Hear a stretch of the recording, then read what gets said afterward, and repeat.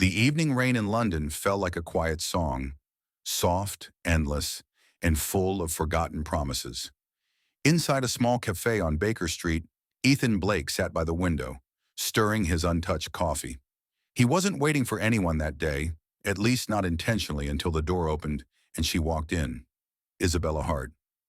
Her coat was damp from the drizzle, her dark hair clinging to her face, and yet she smiled, apologizing softly to the barista for dripping water on the floor.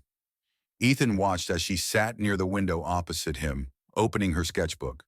Her pencil moved quickly, sketching the street outside, capturing the world with a grace that words could never hold. When their eyes met, something quiet but powerful passed between them. A connection that neither spoke about, but both understood. From that day, Ethan began visiting the cafe every evening, always pretending it was by coincidence.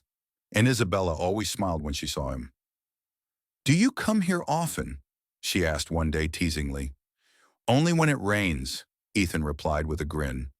"Then you must love the rain," she said. "No," he said softly, looking at her. "I love what it brings with it." From that day, the rain became their thing. Whenever clouds gathered over London, they'd run to the cafe, order the same tea, and talk about everything: books, art, music, and dreams.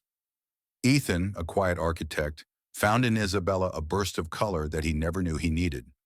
She dreamed of opening an art gallery someday, a place filled with laughter, light, and endless stories. But life, cruel as it often is, had other plans.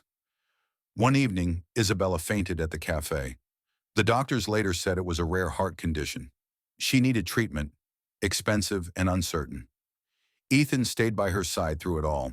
He held her hand during sleepless nights, whispered stories when pain silenced her, and made her smile when she was too weak to speak. One night, as thunder rolled outside the hospital window, Isabella whispered, "Promise me something, Ethan." "Anything," he said immediately. "If I ever leave," she said with a trembling voice, "don't cry for me. Just, when it rains, go back to that cafe. I'll be there."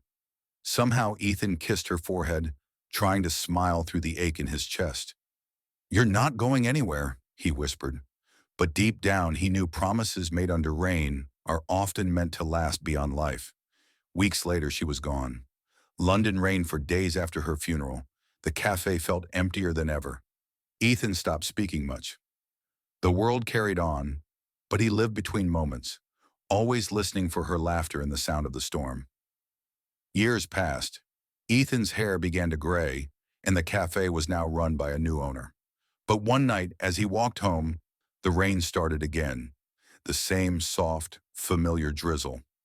Without thinking, he turned and walked back to the old cafe. It was nearly empty. He sat by the same window where she once sketched, his reflection blurred by the raindrops on the glass.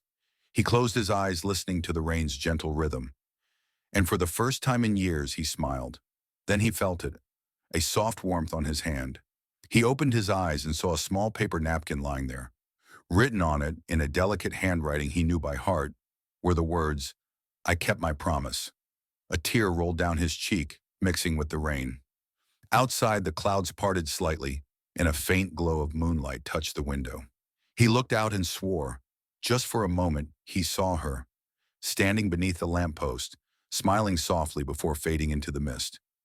That night, Ethan finally whispered to the rain, "Thank you for bringing her back." And somewhere in the rhythm of the falling drops, a familiar voice seemed to reply, "I never really left.